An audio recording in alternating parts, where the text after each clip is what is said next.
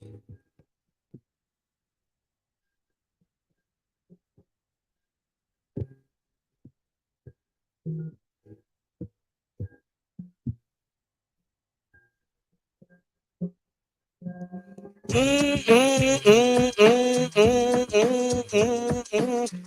up, y'all? Welcome back to the second segment of the ShakeBack Sports Show right here on the Big Game Christian Sports Network. Of course, it is the flagship show of the ShakeBack Media Group. Thank you guys out there for checking us out on Facebook, LinkedIn, YouTube, Instagram TV. I see you guys out there checking in. And of course, Twitter. As we steamroll to 13,000 goats on the Twitter, we appreciate you guys supporting the vision. And we welcome you into another episode of the flagship right here on the Big Game Christian Sports Network. All right, so yeah, we're gonna get to oh my gosh, you big dummy here in just a second. Before we move any further, though, this second segment, it is being brought to you by Front End Sports. Founded in 2022, Front End Sports is dedicated to empowering athletes, teams, and organizations with cutting-edge social media merchandising and NIL strategies to help your brand through innovative and personalized solutions. Their team consists of experienced professionals with diverse backgrounds in sports, marketing, design, and technology who share a passion for helping their clients succeed and unlock their full potential. So make sure you go to frontendsports.com.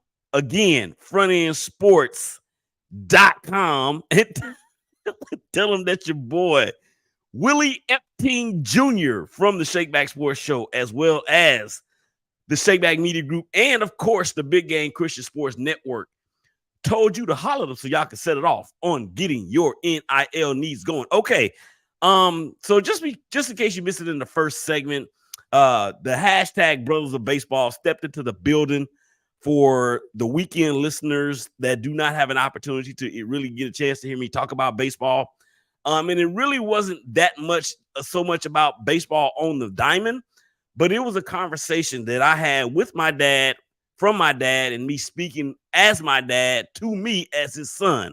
Now, that may sound crazy to you guys, and I understand it, but you guys already know, or you should know after knowing me for so long, that my dad passed away in 2017, in April of 2017. So he's been gone for more than 6.5 years. We talked about a myriad of different things, particularly Oakland Athletics and their move from Oakland to Vegas. And he basically told me, the reason why that is. And I talked about the photo that I had taken with him back in 2014. I'm gonna go ahead and put that on the screen right now, because I think it symbolizes the type of relationship that we had. If you knew my dad, he was very, very adept in imparting wisdom. And from this particular picture, we were in Oak Grove, Louisiana, and he had just gone to a funeral there. Me and Patrice were in Monroe for my high school's 25th high school, whatever, get together or reunion, or it was homecoming is what it was. So my mom had saw that we were in Monroe, and she texted me and said, well, your dad is in Oak Grove. So he didn't know we were coming. So I said, well, where is he at? He's at Mount Olive Church. So me and Patrice jumped in the car and we rode up there to Oak Grove and parked in front of the church and waited for him to come out. And then, we dapped up, we hugged and all those things. And this picture right here was taken when we were at the Little Freezer, the bomb place for hamburgers and Coke floats. And I actually have a Coke float and a burger in my hand, and he's telling me something. I actually think in this photo, he gave me his phone and I was trying to download an app or something. So that is what that was all for there. And I miss you, man. I miss you a whole lot.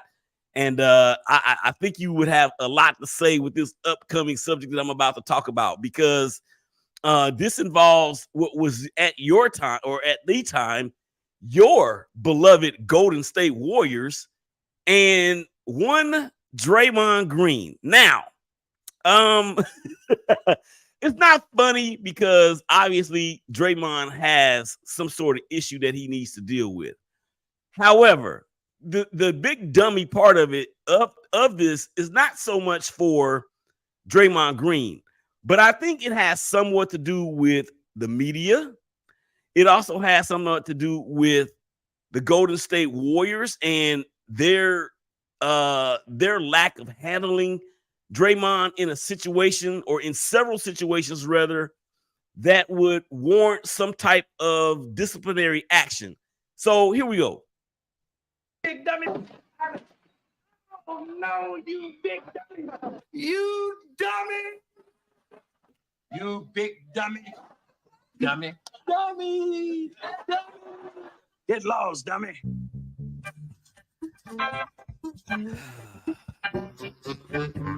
Golden State.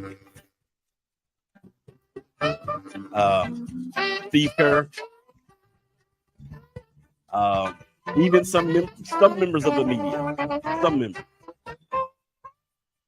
I think there's a lot of blame that could be thrown around in different directions. But let's start with Draymond. Draymond, our hope and prayer is that you get the help that you need, sir. And of course, we're talking about this on the heels of him just wailing on Yusuf Nurkic from the Phoenix Suns after some sort of tangle between him and Nurk down in the block, or on the block. But this is the thing. Draymond, I think this was Draymond's either third or fourth suspension this season. Ladies and gentlemen, we are only one quarter, or barely one quarter of the way through the NBA season. And this is his third or fourth suspension. But not only that, you remember when he kicked LeBron in the junk. We remember that. You remember when he kicked Steven Adams in the junk. We remember when he punched Jordan Poole in the face, and now Jordan Poole is on the Washington Wizards, if I'm not mistaken. And all of the other temper tantrum antics that he has displayed over the years has led to this particular moment in time for Draymond, not only as a basketball player, but as a man. And he has been suspended indefinitely for this issue and issues that have led up to it. There are just certain things that Draymond Green has done that could actually land you in jail. What he did to Nurkic could land you in jail. What he did to Poole could land you in jail. I mean, seriously. And just because it's on the basketball court does not exclude it from being a crime. Now, of course, nobody's going to press charges in anything like that, nor should they be done. Nor should charges even be pressed or even thought about being pressed. But what I will say is this, ladies and gentlemen, Draymond Green obviously has something going on in his life that he is unable to manage and deal with on his own.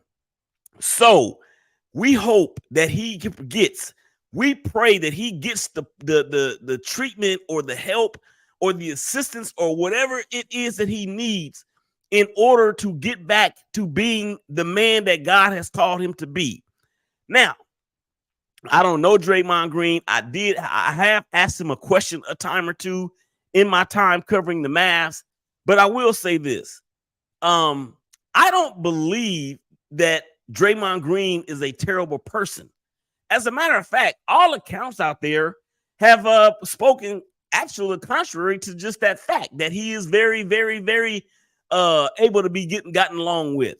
So what we see on the court is the mentality of a warrior. What we see on the court is the mentality of a person that was never given anything in his life. But at some point, Draymond, at some point, we implore you to go back to being the humble Draymond, the Draymond that operated in humility, but still had the thirst for hunger to be successful and great and impactful in a positive way for your team. Now, the Warriors are in a bit of a free-for-all. They had lost, I want to say it was 7 out of their last 8 games, something to that degree. And Steph Curry is 35 years old. He's not getting any younger. Klay Thompson is not anywhere near the Klay Thompson that he once was. We are witnessing the collapse of a dynastic franchise right in front of our eyes. That's my opinion, because you can't lose the people that they've lost, and you can't sustain the injuries that those players have sustained and continue to be at the same level that you were at. And I know I'm not supposed to end the sentence with an at, but I did. So I'm just like, yo, Draymond Green, they signed him to an extension of $100 million in the offseason. I want to say either last year or maybe 2 years ago. So in essence, they kind of rewarded Draymond Green for his behavior because of what he means to the Warriors as a franchise, ladies and gentlemen. But here's the thing. When what you bring to the table is no longer a fit for the table, you either have to change the table or you have to change what you're putting on the table. So here's my thing. Can Draymond Green even make that change? Can Draymond Green channel his inner Michael Jackson and say, I need to look in the mirror? Can he do those things? I'm sure he can, but he's going to need some help in doing it. And that, ladies and gentlemen, is what we hope for. It's the best for that young man to get back to what he was able to do when he was in his prime. Okay. I'm sorry. I'm looking for my, okay. I got another You Big Dummy segment or another You Big Dummy part of the show here because I gotta play the sounder again. Y'all already know what it is. Y'all already know what it is. I gotta play it again. Big dummy. Oh no, you big dummy. You dummy. And I'll cut it there because Rudy Giuliani has been ordered to pay election workers $148 million in a defamation lawsuit, saying that they were what they were in terms of the election from 2020. And not only did Rudy Giuliani was ordered to pay this amount of money, he doubled down on his stance from the beginning by saying, and I'm not quoting, I'm paraphrasing here, by saying, they asked him a question, do you regret saying what you said and do what you did? No. The election was stolen. And then the reporter said, well, there's no proof of it. And then Rudy Giuliani said, oh, yes, there is. You bet your sweet A there is. And I was just like, huh? Are you kidding me? There has been no evidence found. I'm going to tell you what. I got to sit up in my chair. There has been no evidence found of widespread election fraud from the 2020 election. Look at me in my face as I look in the camera. There has been no evidence of widespread election fraud that would have affected the results of the 2020 presidential election. However, there is a lot of evidence that showed that the overturn or the attempted overturn of the election has been done by Donald Trump and his colleagues and his associates. There's plenty of evidence that says that out there. So, and anything that you say can and will be used against you in the court of law. So why, Rudy Giuliani? Why? I understand you may be 80 years old and you think you may be untouchable or whatever the case may be. But why? Think about it, guys. 9/11 in 9/11 in 2001. We all remember. For those of us that were alive then, we all remember what we were doing at that time.